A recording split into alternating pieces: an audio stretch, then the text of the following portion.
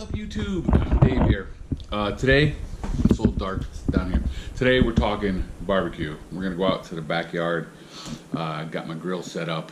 We're gonna do a couple racks of ribs today.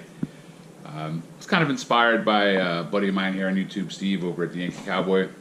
Got a big green egg for his birthday. He's been doing some stuff with it. So I'm just doing them on an old-fashioned Weber kettle grill, and we'll see you outside. All right, boys and girls, so we're out here. This is my kettle. It's somewhere between 15 and 20 years old. You guys grill at all, you certainly know about the Weber kettle. Tried and true. So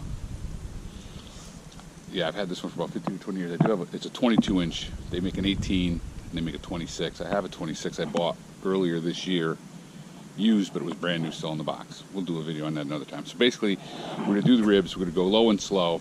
You know, in this world we live in, everyone's busy working, and sometimes you just don't have the time. It's much easier to come home, turn on that gas grill, light it up. Sunday, got a few hours to kill.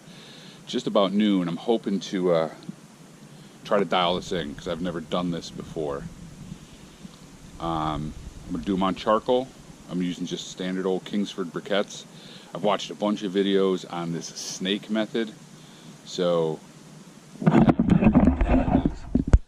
have our briquettes in a snake halfway around the kettle. And I've watched a ton of videos. They say that what I'm going to do is I have a dozen briquettes in my chimney starter. We'll light those and then we'll stack them on this end and they'll start to burn. And they say that it will hold a pretty constant temperature for a good 10 to 12 hours. I've seen guys do briskets and that kind of thing on it. So I just set this up this morning. It's just about noon. I'm going to fire this up shortly here, and then I'm going to put the lid on and try to get the temp to and hold it around somewhere. I'm shooting for 250. 270 will be fine, I suppose. And how I'm going to monitor the temperature is I have this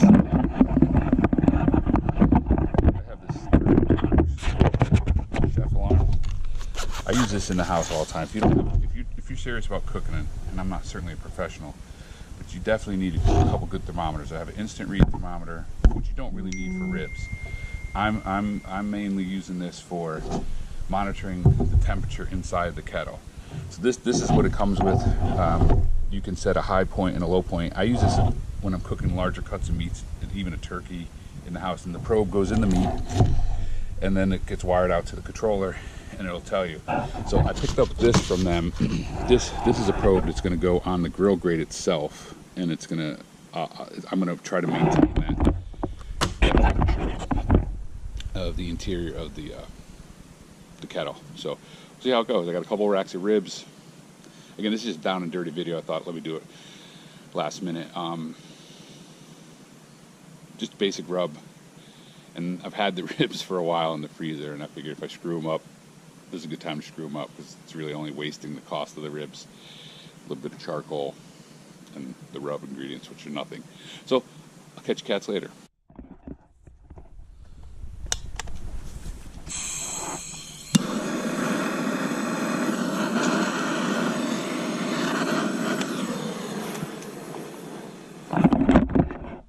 Again, using a chimney starter to start these coals.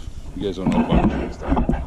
It's excellent way to start your coals without like lighter fluid.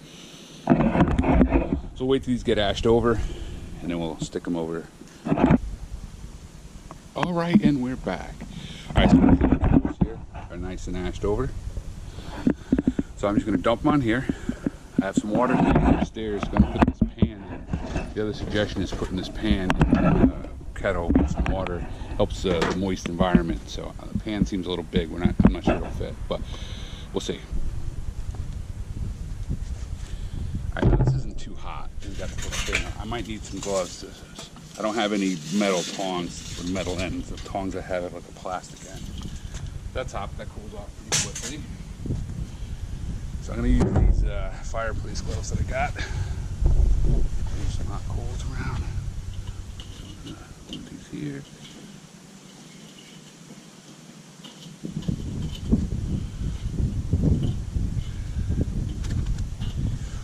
Get warmth in gloves.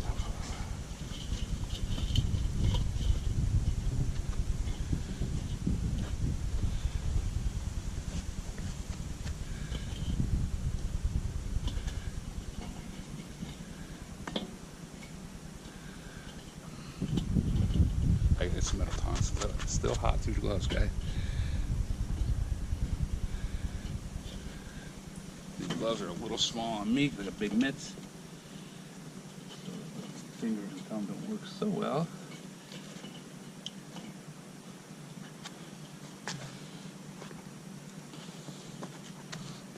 Now, I have the bottom vent wide open. We'll try to control this if we need to do a lot of control. Solely using the vents. So you can see down on the bottom, those vents are wide open. And then when I put the lid on, I'll usually try to maintain temperature, manipulating the top vent.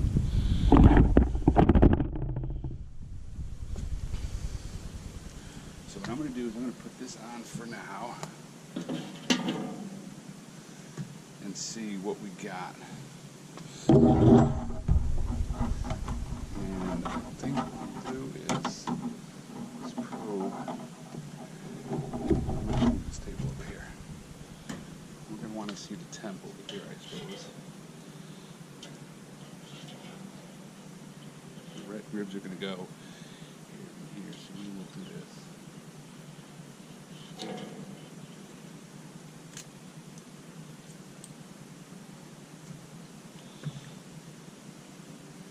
What we're looking to avoid is this wire touching any direct to the coal, or if you're using it in your oven, your grate.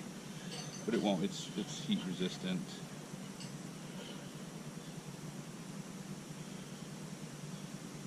I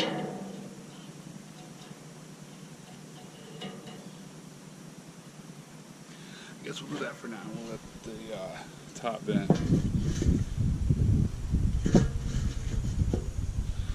go full open. You'll want that over your meat. So if you're using any smoke, which I'm not sure I'm going to use any wood today. Again, I'm just trying this whole snake method thing.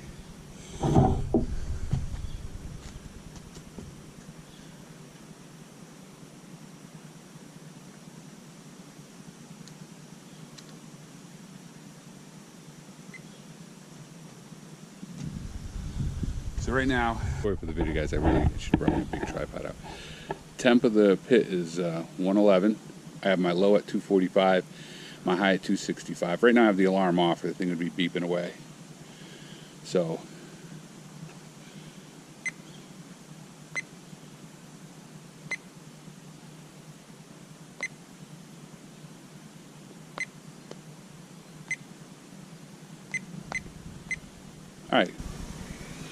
all right guys, we're back. So far my thoughts on the snake method are, it takes a little bit more time to come up to temp than I was expecting. So I've had the lid on, I've had my probe in the kettle, and we are at 246. It's gone up consistently, but it's taken a little longer than I expected. I wanted to have these ribs on by 12. It's now 1:30. So a few more degrees, we'll get it on, and then the thing will be trying to keep it in that 250 spot.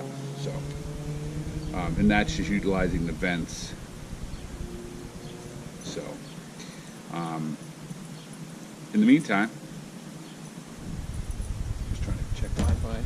I'm gonna enjoy a craft beer. It's almost essential when you're barbecuing or smoking. I guess you say we're smoking, although I'm not gonna use any smoke this time. Today we're drinking a Connecticut crafted beer, Headway, Counterweight Brewing, canned July the 3rd. Today's the 29th, I believe.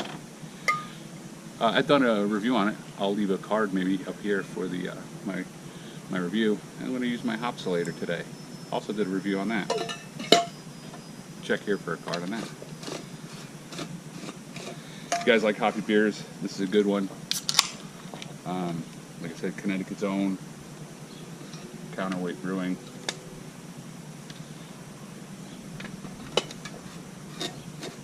We're at 249, guys. So I'm gonna take a sip. I'll get back to you in a minute.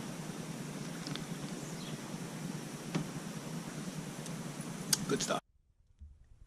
All right, guys. So it's odd because it just hit 251. I got up just to adjust the camera, and now it's dropping. 246. Now it's going back up. So there's a slight breeze here today. I'm assuming that can affect it. So I'm gonna unwrap these ribs, and we'll get them on there. I have the top vent wide open. Bottom vent is open as well. I'll get back. All right, guys, I got to talk quick here. I did not think they were going to fit, but they sure did. And you can see their snake is making its way around. Temperature's obviously plummeted. A couple things could happen when you take off that lid. You introduce a bunch of oxygen, so you could have a flare, but we don't have any wood chunks, so that shouldn't be the case.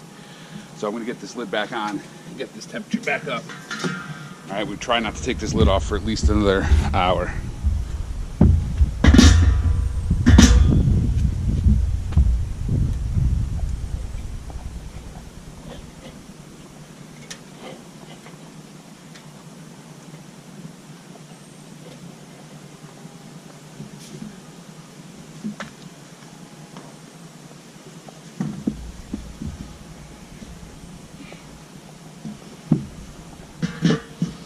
All right, lid's on.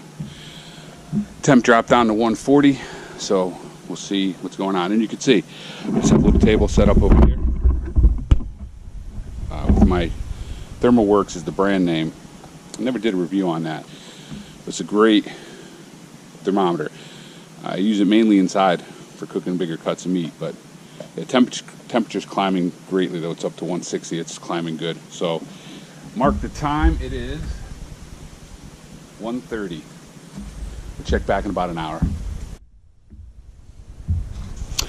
What's up, YouTube?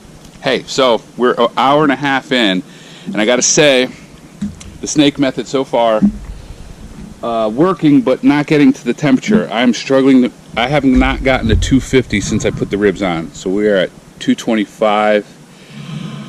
The wind seems to be affecting it quite a bit. I get a little breeze, and it'll go down below 200. So. And you can see my timer, I'm at an hour and 35 minutes. So I guess the next time I would probably add a third row to the snake. And we'll check back in another hour or so. Peace. What up, YouTube? We're back. So the ribs have been on 3 hours and 40 minutes. A little disappointed in the snake. It really never got to 250 during the cook. It got to 250 once before I put them on. So we're going to take a look what's going on here. I have had the vents open wide the whole time. It got up to like 230. But every time the breeze blew, it would cut down a little bit. So let's see what's going on. Interesting. So you can see the snake is at the end. There is no cook time left. And I believe I'm going to have some time left on these. The meat is barely shrunk back from the bone.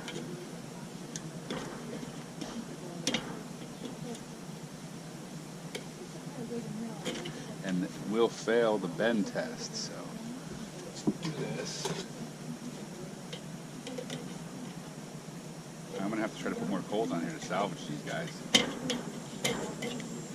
I guess next time what I would do is I guess I would triple up my snake. What I mean by that is I would add a third layer. Wow, it was an epic failure. I'm going to try to get this off. I'll get back to you. So, I took them off. We're going to have to finish them in the oven. That was a failure.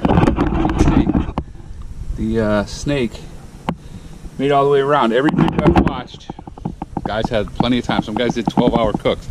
I put this on at, what did I say, around 1:30? Actually, the timer's still going. It's 3 hours and 45 minutes. So, I don't know. Next time, I guess I would triple or stack them differently. Okay, next time.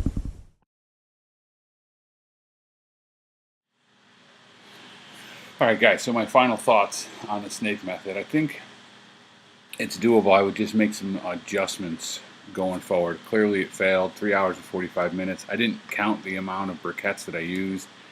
I've definitely seen videos out there of guys doing 12-hour pork butts to do a pulled pork. So I don't know if leaving the vent wide open caused it to burn hotter. Maybe I should have started it halfway. The other thought was if you look at the picture when I first did it, I kind of just laid the briquettes flat. I suppose I could stack them so you can get many more, a more dense wall of briquettes. Maybe that would do it, and definitely lengthen it a little more. I went completely halfway, so the kettle's 22 inches. I think that's cooking surface. I literally just took half of it. So the ribs ultimately came out fantastic. I threw them in the oven really for another, like I did them for like an hour, wrapped them, put them in the oven for an hour, didn't do anything else to them, checked them. Now at this point I had guests at my house who weren't really there for the ribs. I told them I was going to try to get ribs, so we cooked and they ate. But after dinner now I'm stuck with 2 racks of ribs.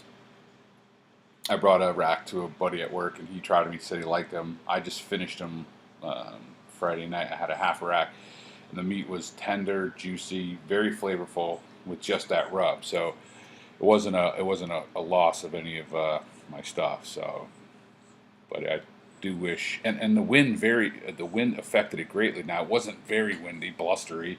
I live on a hill. It would be a slight breeze. I mean, we've had the dog days of summer here in Connecticut for a while, so it wasn't heavy winds, but you would feel the wind blow and you watch that temperature tank. So, I would definitely try it again, see what happens. And that's it. Talk to you cats later. Peace.